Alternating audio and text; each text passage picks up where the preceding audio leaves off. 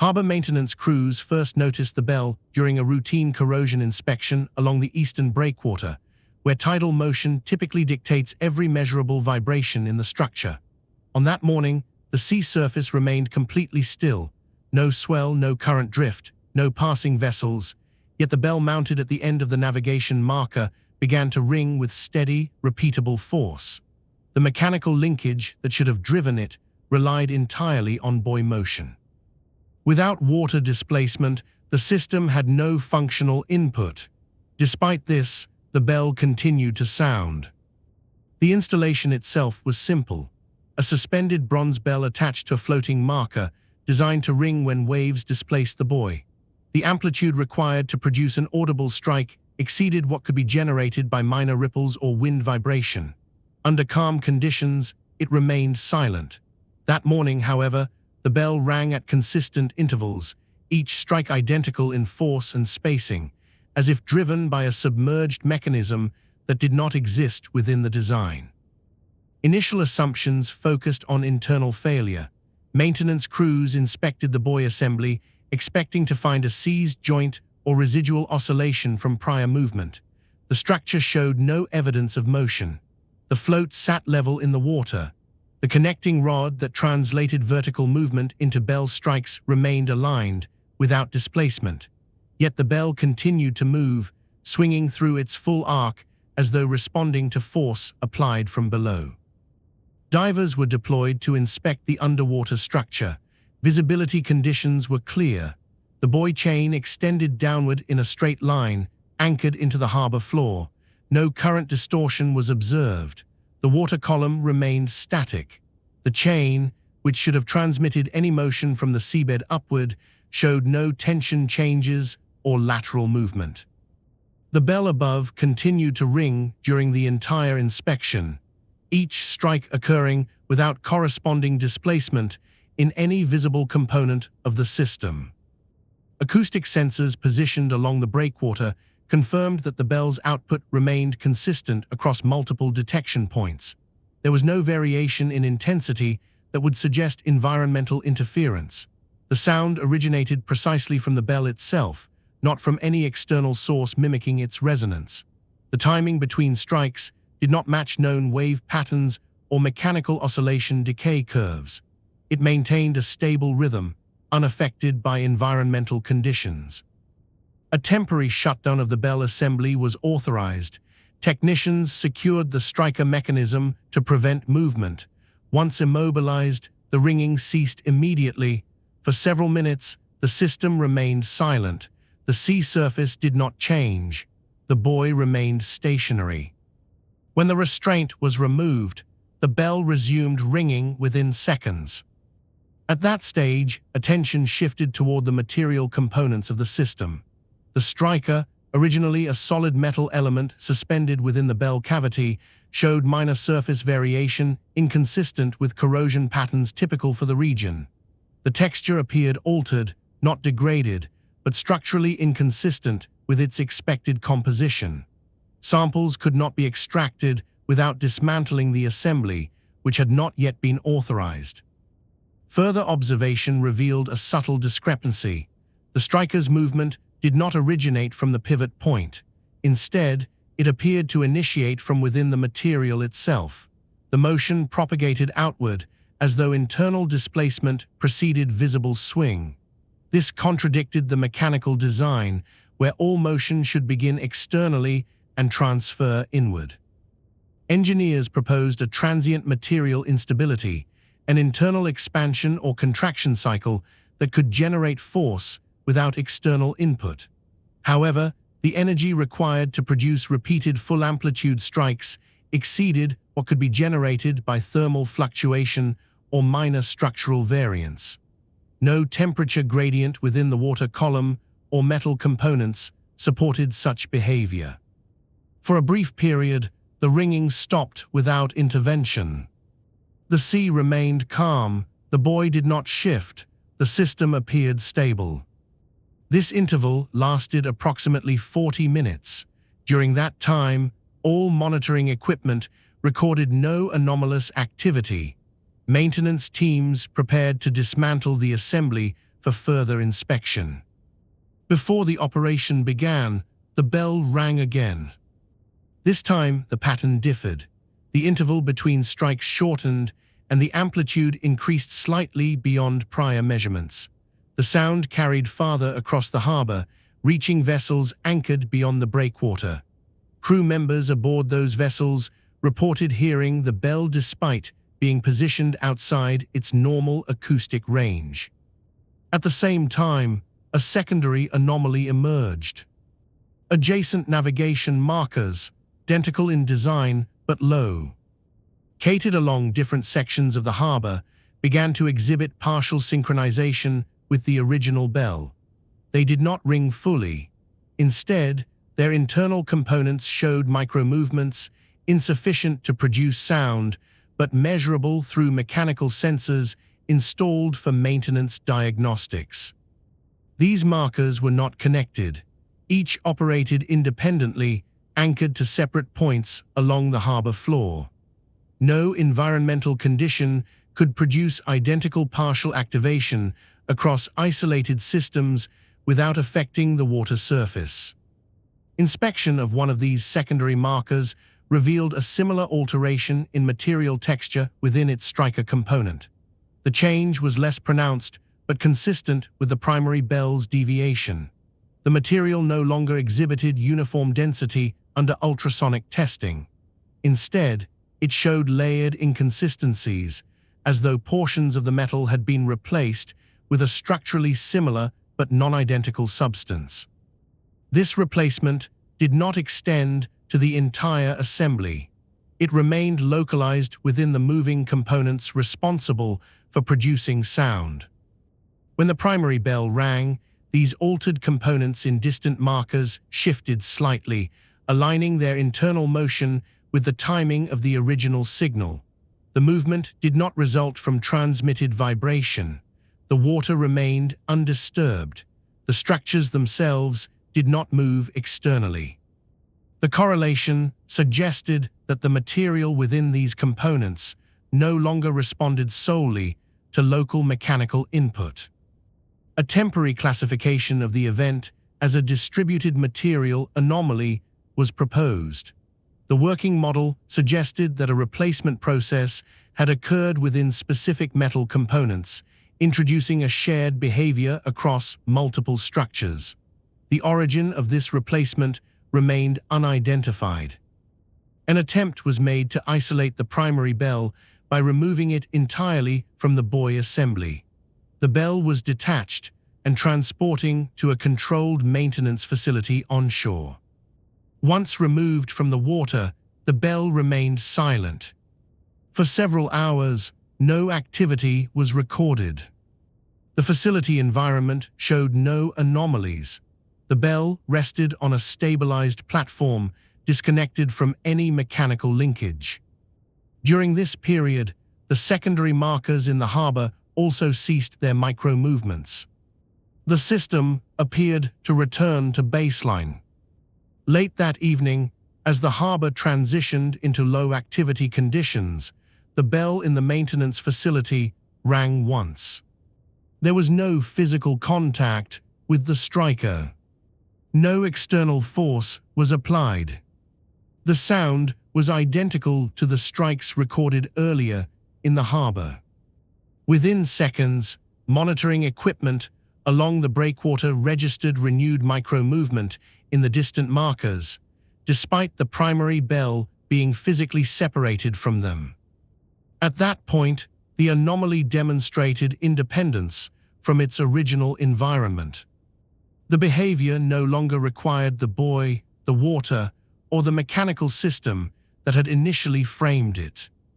The ringing originated from the material itself, and it had already begun to extend beyond a single object.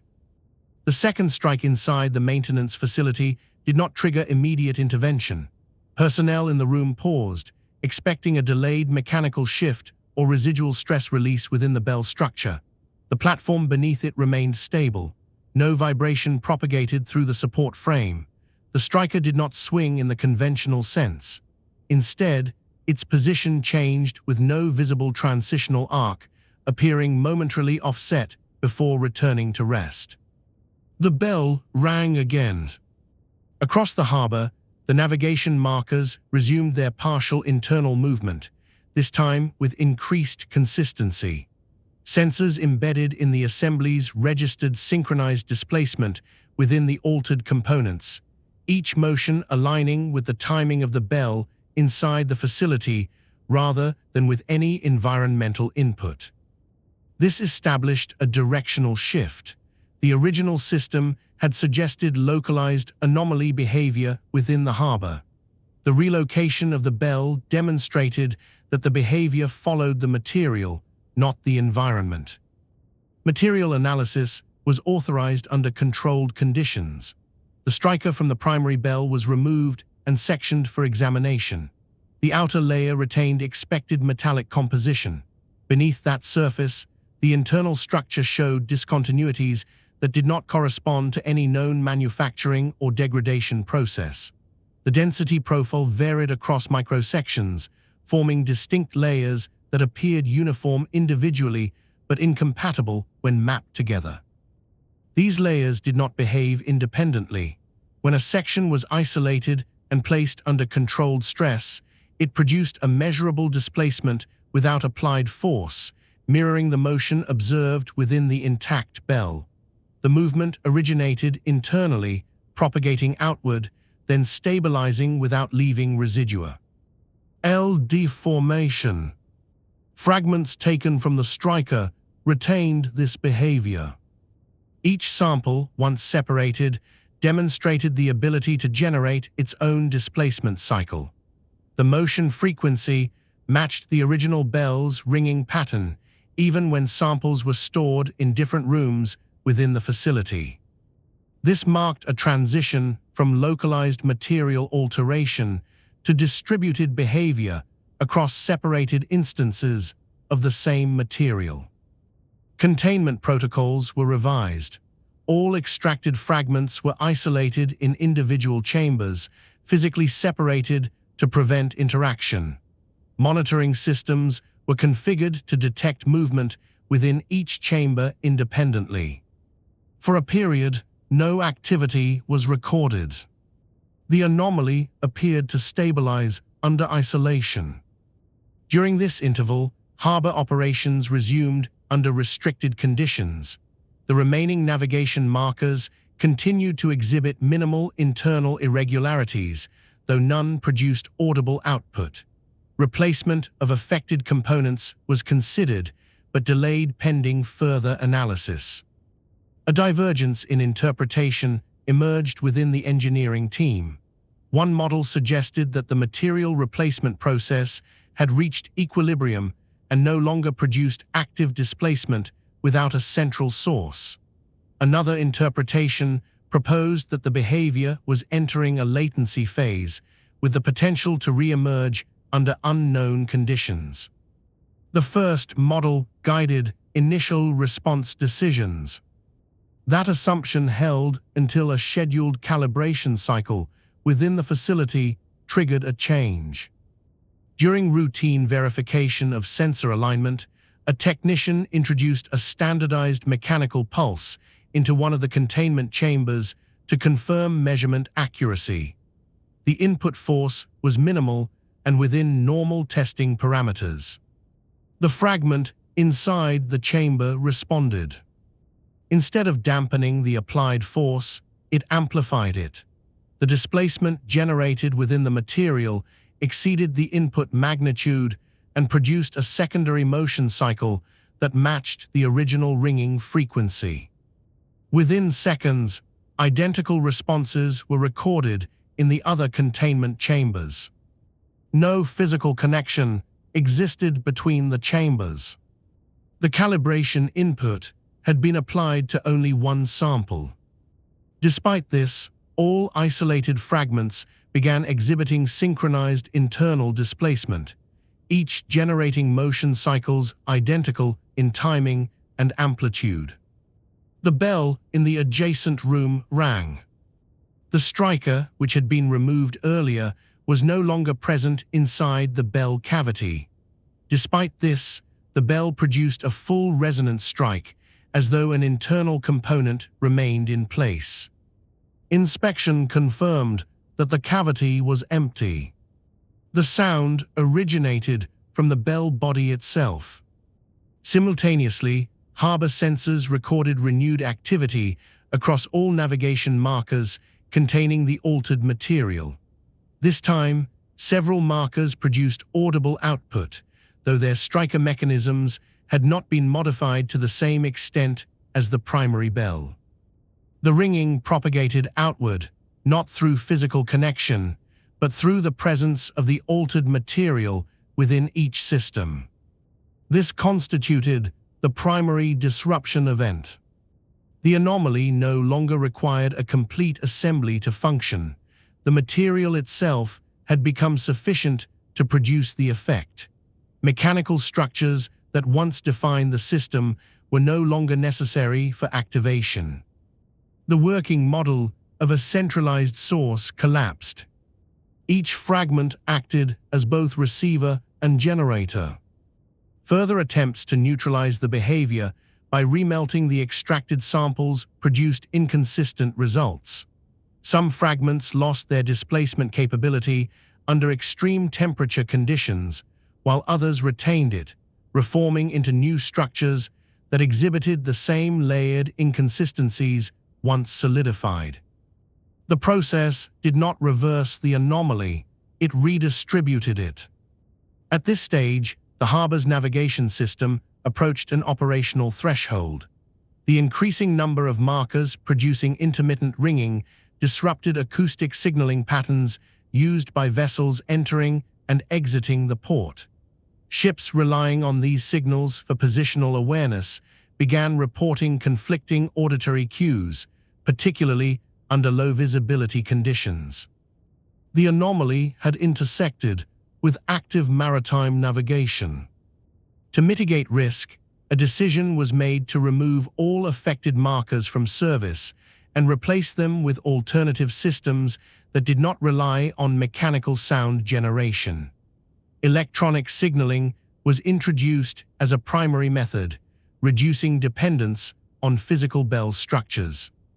The removed components were transporting to a secondary storage facility located inland. During transport, no ringing was reported. Upon arrival, the components were stored in separate containment zones, each isolated to prevent shared environmental influence. For several days, the system remained inactive. The harbor stabilized under the new signaling protocol. Vessel navigation returned to expected patterns. Acoustic interference was no longer observed within operational zones. However, internal facility monitoring began to register low-amplitude displacement within several stored components. The movement did not produce sound. It remained confined within the material. The pattern differed from earlier behavior. The frequency was lower and the amplitude reduced, but the synchronization across isolated components persisted. An updated interpretation emerged. The anomaly did not require environmental conditions or operational systems to sustain itself. It adapted to the available structure, altering its expression while maintaining its underlying behavior. No further attempts were made to eliminate it. Instead, procedures were adjusted. All components containing the altered material were catalogued and stored under controlled conditions. Direct mechanical interaction was minimized. Calibration procedures were revised to exclude external stimulus that could trigger amplification responses. The harbor continued to operate using electronic signaling systems. The original bell remained in storage. It no longer rang at full amplitude, but periodic internal displacement within its structure continued to be recorded. The same behavior persisted across the distributed fragments. There was no central source. No identifiable origin point. Only a consistent material state that produced motion without external force and aligned its behavior across separated instances. The classification assigned to the event was not based on location or system. It was assigned to the material itself. And that material remains in controlled storage, where its internal motion continues to occur at irregular intervals, independent of any mechanical or environmental input.